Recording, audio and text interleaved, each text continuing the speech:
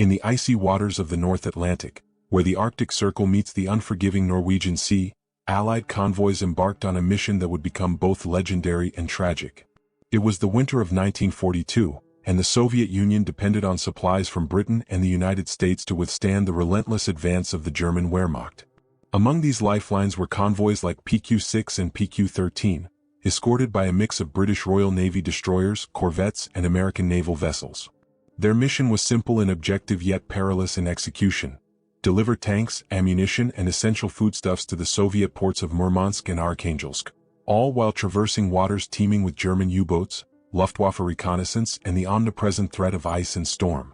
From the moment these convoys departed Reykjavik or Scapa Flow, the stakes were clear. The Arctic Ocean was a theater unlike any other, a place where the cold itself was an adversary. Frost formed almost instantaneously on gun barrels, decks became slick with ice, and temperatures could plummet below -30 degrees Celsius. Sailors, many of them barely trained for the extremes, faced long nights of scanning fog-bound horizons for enemy threats, all while keeping an unrelenting watch over their cargo. For some, the cold and isolation were as dangerous as any torpedo. Lieutenant Commander Peter Denton of HMS Tartar later wrote in his diary, "The Arctic does not forgive hesitation. Every delay, every misstep is paid for in men and metal." Tactical challenges were immense. Convoy commanders had to balance the need for speed with the vulnerability of scattered ships.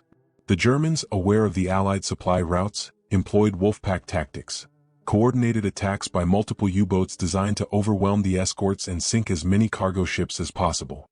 Luftwaffe reconnaissance planes, often flying at low altitude through blizzards, provided intelligence for these ambushes. Yet, despite all planning and preparation, some escorts would vanish entirely, leaving no survivors and only fragments of twisted steel in icy waters. Their disappearance sparked concern, conjecture, and operational reviews that haunted Allied naval command. The first recorded disappearances occurred during Convoy PQ-6, in late December 1941. While a majority of the convoy reached Murmansk, HMS Matabele, a tribal-class destroyer, was lost without a clear cause. Witnesses described hearing distant explosions, followed by an eerie silence, with no survivors found in the freezing waters. Theories ranged from mine detonation to U-boat torpedoes, but the absence of a wreck or definitive report left naval historians puzzled for decades. For the sailors still on duty, the uncertainty was almost worse than a confirmed loss. It was as if the Arctic itself swallowed the ship whole. Human resilience became a recurring theme amid these disappearances. Crew members improvised, often performing maintenance while navigating sub-zero decks, manning guns in shifting seas, and maintaining constant vigilance. Many carried personal diaries or letters, chronicling the tension and fear that defined life on these Arctic convoys. Petty Officer James H. Larkin of HMS Edinburgh described it best in a letter to his mother: "Every shadow on the waves could be a destroyer, a submarine, or just a trick of the ice. We fire, we maneuver, and pray the cold does not claim us first."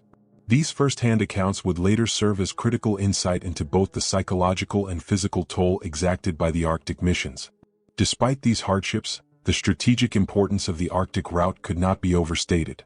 Supplies delivered through Murmansk enabled the Soviet Red Army to resist German offensives on the Eastern Front, directly affecting the trajectory of the war.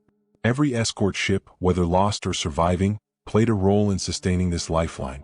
The bravery of those men became the foundation of Allied naval reputation, even as the sea claimed vessels and lives in mysterious and sometimes inexplicable ways. As the winter of 1942 progressed, reports of missing ships began to accumulate.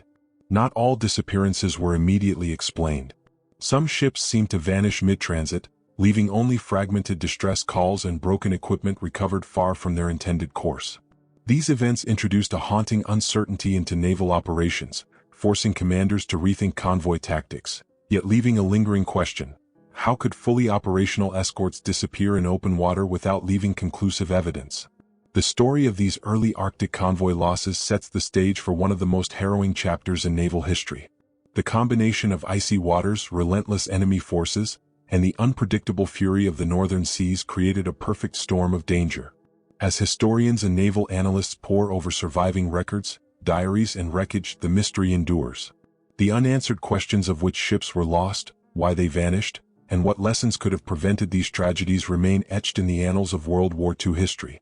In the darkness of the Arctic night, As the wind howled across frozen decks and the convoy pressed onward, a single thought haunted every sailor. The sea may not only test your courage, it might claim you entirely, leaving behind only the cold silence of a world that refuses to give up its secrets. The journey of these missing Allied convoy escorts in Arctic waters had only begun, and the tale of their peril would soon unfold further, revealing both the resilience of those who survived and the chilling unknown fate of those who did not. June 27, 1942, marked the departure of Convoy PQ-17 from Reykjavik, Iceland, a mission that would become infamous for both its audacity and catastrophe. Consisting of 35 merchant ships laden with tanks, aircraft, ammunition, and vital supplies, the convoy was protected by a modest escort of Royal Navy destroyers, corvettes, and a covering force including the battleship HMS Duke of York and the aircraft carrier HMS Avenger. Their destination, the icebound port of Murmansk. The voyage promised extreme danger from both natural and man-made threats, but no one could predict the extraordinary chain of events that would soon unfold, leaving an enduring mystery over the fate of several key escort ships.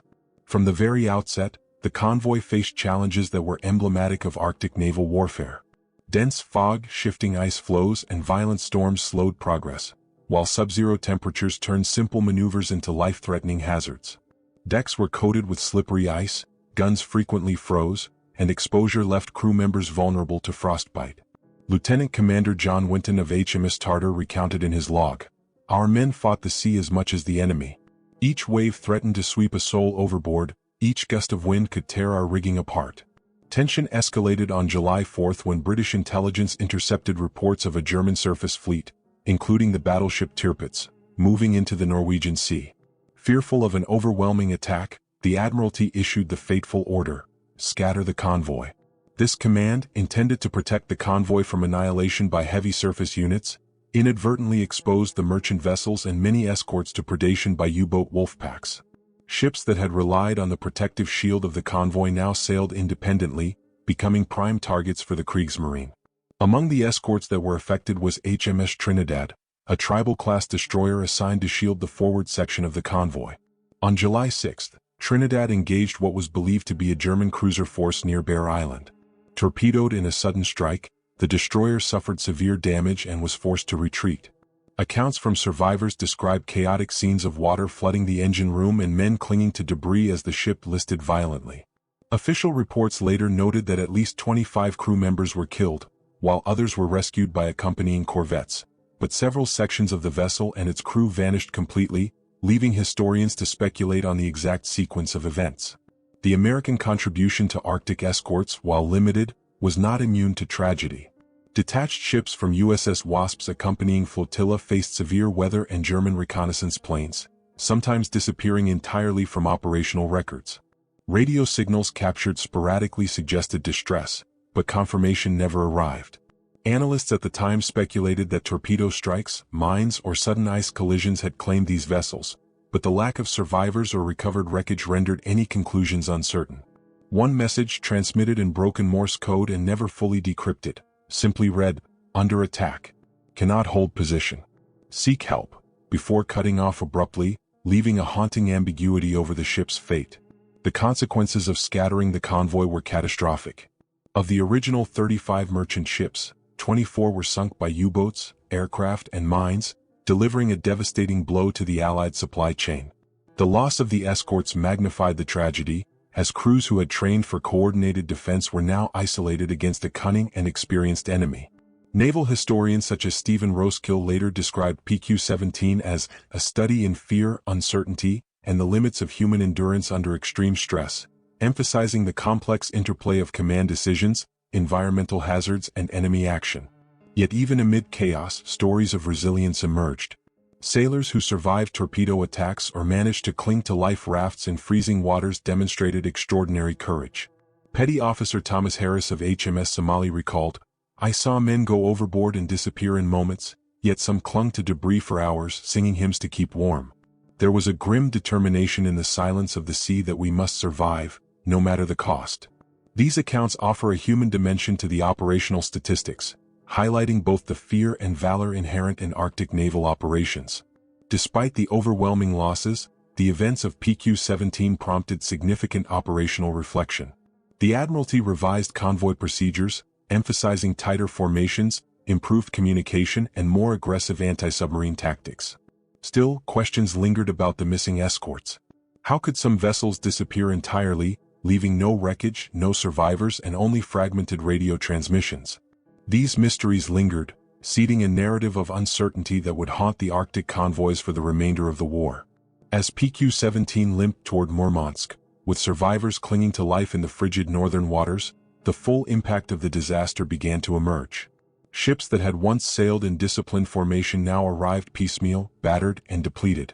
The tale of this convoy serves as a grim reminder that in Arctic warfare, strategic orders could prove as deadly as enemy action. And amid the cold expanse of the Barents Sea, the fate of certain escort vessels remained unresolved, setting the stage for further investigation and the chilling question: which ships truly vanished without a trace and why? The survivors of the Arctic convoys often described experiences that bordered on the surreal. Huddled on icy decks, staring into fog-laden horizons, sailors witnessed the sea claim their comrades and their ships with an almost silent efficiency. By mid-1942, the mysterious disappearance of several Allied escort vessels had become a recurring and deeply unsettling theme.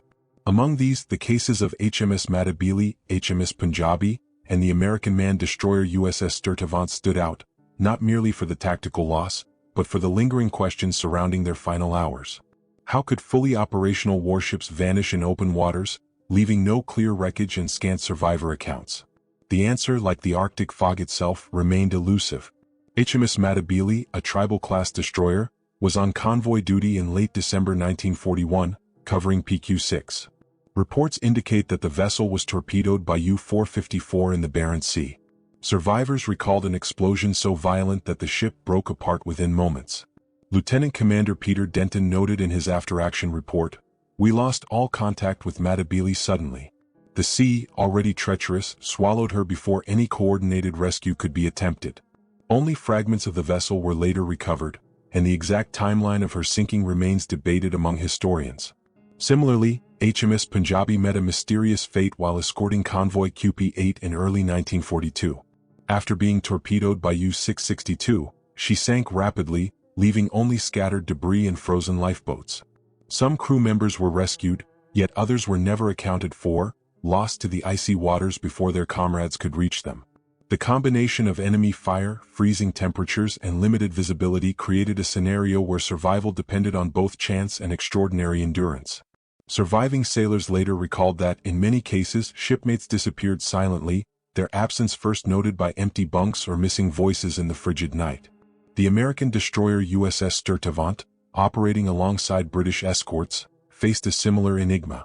While escorting convoy PQ-16 in May 1942, she struck a mine laid by German forces and sank rapidly. Radio transmissions captured in partial Morse code indicated distress, but the vessel disappeared before rescue units could arrive. Naval historians remain uncertain how many crew were lost immediately and how many survived only to succumb to hypothermia in the icy waters. The combination of incomplete records and the chaotic nature of Arctic combat has turned Sturtevant's sinking into a case study in wartime uncertainty. German U-boats, operating in coordinated wolf-pack formations, exploited these vulnerabilities with deadly efficiency. Intercepted communications revealed detailed reconnaissance, positioning, and attack plans designed to isolate and destroy escort ships. The cold northern waters amplified these tactics, as the sound of explosions carried differently, ice flows disrupted navigation, and low visibility made visual identification of targets nearly impossible. Survivors' testimonies frequently reference seeing ships disappear in fog, struck suddenly, and then nothing, no distress calls, no debris, just the endless gray of the Arctic Sea. The psychological toll on sailors was profound. Constant vigilance, coupled with the unpredictability of attacks and the sheer lethality of the environment, created extreme stress.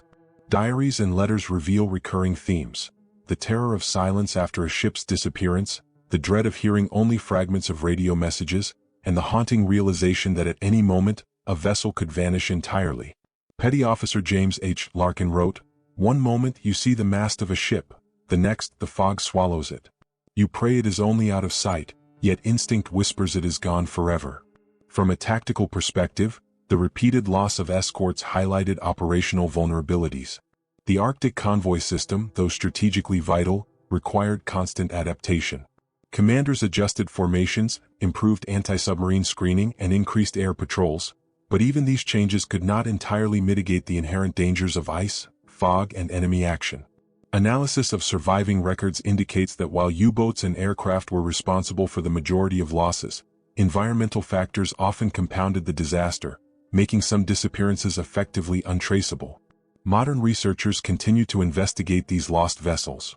Wreckage surveys using sonar, deep-sea submersibles, and archival research have located some ships, but many remain missing. The precise sequence of events, particularly for ships like HMS Punjabi or USS Sturtevant, remains shrouded in uncertainty, leaving historians and naval enthusiasts with more questions than answers. What emerges, however, is a stark reminder of the perilous nature of Arctic naval operations. In these frigid waters, a single miscalculation, a sudden torpedo strike, or a rogue ice floe could erase an entire ship and crew without leaving a definitive trace. As the Arctic convoys pressed on into 1943, the mystery of the disappearing escorts continued to haunt every commander and sailor. The fates of the missing ships, the fragmentary radio transmissions, and the ghostly debris that occasionally washed ashore formed a chilling pattern. In the silence between waves and the fog that clung to the northern horizon, one question persisted. Which of the convoy escorts would be next to vanish, and would their final moments ever be understood? The story of these lost ships deepens the sense of suspense, bridging the human courage with the harsh, enigmatic reality of Arctic warfare, and sets the stage for the operational adaptations that would follow in the next phase of history. By late 1943, the Allies had learned bitter lessons from earlier Arctic convoy disasters. Convoy tactics had evolved, incorporating faster merchant ships, more numerous and capable escort vessels, and improved coordination between naval and air forces.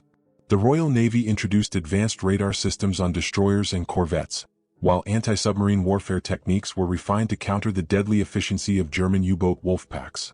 Yet even with these innovations, the Arctic remained a place of extreme danger. The seas between Novaya Zemlya, Bear Island, and the Barents Sea were treacherous, and the disappearance of escort vessels remained an ever-present threat. Convoy JW-55B, departing from Loch Ewe in November 1943, exemplified these challenges. Its escort included the cruiser HMS Jamaica, destroyers HMS Opportune and HMS Onslaught, and several corvettes, all tasked with protecting 19 merchant vessels en route to Murmansk. Weather conditions were severe. Gale-force winds, snow squalls, and near-zero visibility reduced reaction times for both detection and engagement. Despite meticulous planning, the convoy still faced sporadic attacks by U-boats and Luftwaffe reconnaissance aircraft, testing the adaptability of its escorts in an environment where one misstep could prove fatal. The threat of sudden disappearance persisted. On November 30, 1943, HMS Onslaught reported an engagement with a U-boat, successfully deploying depth charges. But later that evening, the ship failed to respond to routine communication checks. Search efforts revealed no wreckage, only the faintest signs of debris drifting across the icy waters. Commanders were left with an unnerving pattern.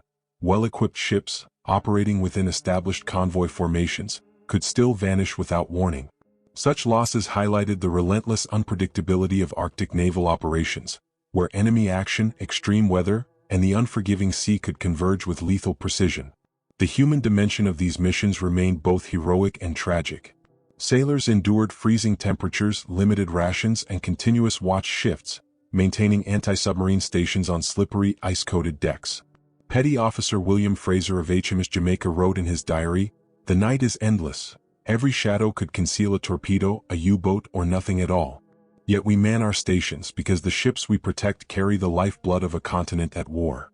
Such first-hand accounts reveal the dual battle faced by Arctic convoy crews, fighting the enemy while simultaneously surviving the environment itself. In addition to environmental hazards, cryptic radio transmissions often complicated operational assessment. Intercepted messages, sometimes fragmented or unintelligible, suggested sudden engagements or catastrophic mechanical failures, but lacked sufficient context for decisive conclusions. Analysts reviewing logs noted instances where ships reported under attack, evasive maneuvers initiated, before abruptly going silent. These gaps left a persistent sense of mystery, raising questions about whether some disappearances resulted from enemy action, environmental conditions, or an unfortunate combination of both. The case of HMS Onslaught and other missing escorts underscored a crucial insight. Improvements in technology and tactics could reduce, but never entirely eliminate, the dangers inherent in Arctic naval operations. Even well-equipped and highly trained crews were vulnerable to the unpredictable forces of nature and the strategic cunning of the German Kriegsmarine. Each loss prompted further adaptation, influencing the planning of subsequent convoys and the development of more resilient escort strategies. The legacy of these disappearances was not purely operational, it also carried a moral and emotional weight. Commanders grappled with the responsibility for lives lost under their supervision, while surviving sailors bore witness to colleagues swallowed by the cold, gray waters of the north. Memorials in Murmansk, Scapa Flow, and Iceland later commemorated those who perished, reflecting both the strategic importance of the Arctic convoys and the human cost of maintaining them. As the winter of 1943 deepened, reports of missing ships continued to emerge, despite all improvements in convoy tactics and technology. Each loss reinforced the haunting question: how could a ship, fully operational and escorted, simply disappear in open waters? The Arctic, it seemed, held on to its secrets tightly, revealing only fragments to those who dared navigate its treacherous expanse. The story of these missing convoy escorts remains a testament to both human resilience and the enduring mystery of naval warfare in the far north, setting the stage for an exploration of the human cost that would follow in the next part. The human cost of Arctic convoy operations was immense, often overshadowed by the focus on strategy and naval logistics. 400s of sailors aboard escort vessels, every mission carried the dual threats of enemy attack and extreme environmental conditions. Exposure to sub-zero temperatures, hypothermia, and relentless storms was a constant reality, and the sudden disappearance of a ship in these waters could mean the end within minutes. Families received fragmented reports, sometimes months later, describing a vessel lost with all hands, leaving them with haunting uncertainty. The personal toll of these losses, both for those who survived and the families left behind, remains an enduring element of the Arctic convoy narrative. Convoy PQ-18, departing from Loch Ewe on September 2, 1942, offers a poignant example of the peril faced by escort crews. Its protective force included the destroyers HMS Faulkner and HMS Foresight, along with a contingent of corvettes and minesweepers. Over the next several weeks, the convoy endured repeated attacks from U-boats and Luftwaffe bombers. HMS Foresight narrowly survived multiple torpedo hits, while corvettes tasked with rescuing sailors from sunken ships often lost crew themselves, illustrating the unforgiving nature of Arctic operations. The icy waters and freezing winds claimed nearly as many lives as enemy action, making each mission a trial of endurance and courage. The personal experiences of sailors bring a human dimension to these events. Petty Officer Thomas Harris of HMS Somali recalled in a letter, "Men slipped into the water and we could do nothing but watch. Some clung to debris for hours, whispering prayers, while the storm tore at them relentlessly." These accounts highlight the psychological burden carried by crews who not only faced constant danger but also the knowledge that their comrades could vanish without warning. The Arctic demanded an almost unimaginable fortitude, blending technical skill, rapid decision-making, and a resilience born of sheer necessity. Memorials and historical records underscore the scale of sacrifice. Monuments in Murmansk commemorate the loss of Allied crews who never returned, while Scapa Flow honors those who perished protecting the lifeline of the Soviet Union. The recovery of wreckage and remains from some sunken vessels provides closure in a few cases, but many ships, like HMS Onslaught and HMS Punjabi, remain unaccounted for. Modern naval archaeologists continue to explore these sites, piecing together fragments of metal and human stories to reconstruct events. Yet the full scope of the losses and the exact circumstances surrounding every disappearance may never be fully understood. Beyond physical survival, Arctic convoy service imposed deep emotional and moral challenges. Commanders grappled with the responsibility of sending crews into near-certain danger, while survivors wrestled with survivors' guilt and the psychological trauma of witnessing colleagues swept away by torpedoes, mines, or freezing seas. Diaries reveal recurring themes of tension, grief, and stoic perseverance. Lieutenant Commander Peter Denton of HMS Tartar reflected, "Each day at sea is a negotiation with death itself. We fight not only the enemy but the cold, the waves, and the silence that follows a ship's disappearance." These reflections offer a vivid insight into the human dimension of naval operations often reduced to statistics in official reports. The Arctic convoys illustrate the intersection of strategy, human endurance, and environmental extremity. While the delivery of tanks, aircraft, and ammunition was vital to the Soviet war effort, each mission exacted a heavy toll on the men tasked with protecting these supplies. The disappearances of escort vessels became emblematic of the hazards of the northern seas. Ships could vanish almost without trace, leaving only partial records, occasional wreckage, and the haunting testimonies of those who survived. These losses reinforced the urgency of refining convoy strategies, but no technological or tactical innovation could entirely remove the inherent risk. As 1943 drew to a close, the legacy of the missing convoy escorts became a defining feature of Arctic naval operations. Sailors continued to brave the same icy waters where their predecessors had vanished, carrying forward a mixture of courage, anxiety, and determination. The stories of those lost, partially recovered, or inexplicably disappeared provided both a warning and a lesson. In the Arctic, survival depended on skill, speed, and fortune, and even the most well-prepared vessel could be claimed by the cold sea. These human experiences set the stage for a broader reflection on the lasting significance of the Arctic convoys and the unanswered questions that remain, a mystery that would endure well beyond the final battles of World War II.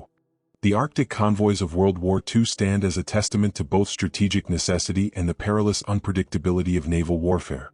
By the end of 1943, hundreds of ships had traversed the icy northern routes, delivering essential supplies to the Soviet Union. Yet, for every convoy that arrived relatively intact, there were missing escorts, ships that vanished without explanation, leaving gaps in operational records and haunting questions for historians. These disappearances underscore the deadly combination of enemy action, environmental extremes, and the inherent uncertainties of war, forming one of the most compelling mysteries of the Arctic theater. The legacy of these missing escorts was both operational and symbolic. Strategically, the loss of even a single destroyer or corvette could weaken convoy defenses, increasing the vulnerability of vital supply ships. Historians note that repeated losses influenced the evolution of Allied convoy strategy, including tighter formations, enhanced air cover, and improved coordination between British and American naval forces. At the same time, the mysterious vanishings carried a human dimension, leaving families, comrades, and naval command grappling with grief and unanswered questions.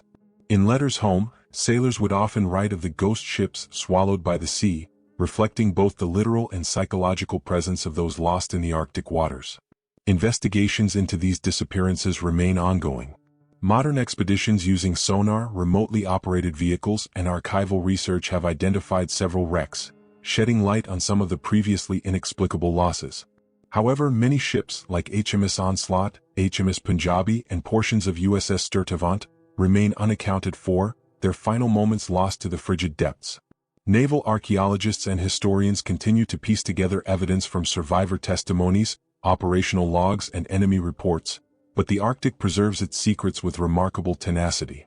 Each new discovery adds context, yet also reinforces the sense that some mysteries may never be fully solved.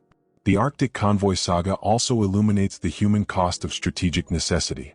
Crew members faced overwhelming odds, freezing waters, relentless storms, and sudden enemy attacks. Survival often depended on a combination of skill, endurance, and sheer luck. Diaries and letters from survivors reveal the emotional toll, moments of despair, courage, and camaraderie intertwined in an environment that punished mistakes and rewarded resilience.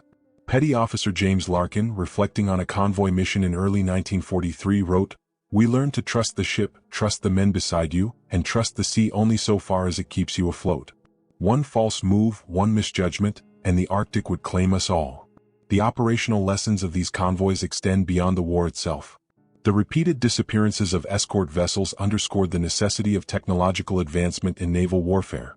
Improved sonar, radar, and anti-submarine tactics became vital components of maritime strategy.